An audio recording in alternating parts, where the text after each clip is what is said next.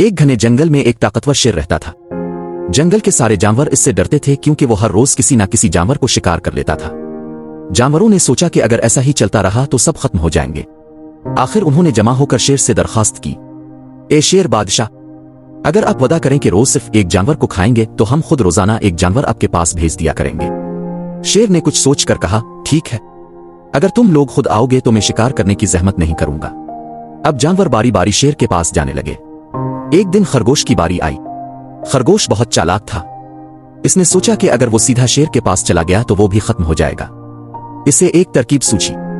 खरगोश जानबूझकर देर से निकला, आहिस्ता आहिस्ता चलता हुआ शेर की तरफ गया। शेर भूखा था और बड़ी देर से इंतजार कर रहा था।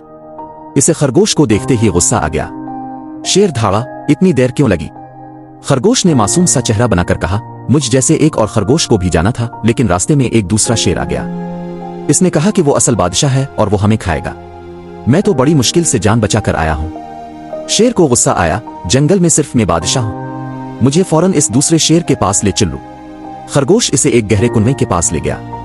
कुएं का पानी बिल्कुल साफ था, आईना की तरह। खरगोश ने कहा, ये रहा वो शेर, नीचे देखे। शेर ने कुएं में झांका तो इसे अपना ही अक्स नजर आया। वो समझा कि यह वही दूसरा शेर है। गुस्से में वो जोर से धाड़ा। पानी में इसके अक्स ने भी धाड़ मारी। शेर बर्दाश्त न कर सका, सीधा छलांग लगा दी और कुएं में गिरकर खत्म हो गया।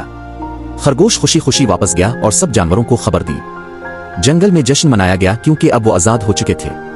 सबक, अक्ल और हौसला कभी कभी ताकत से ज्यादा काम आ जाते हैं।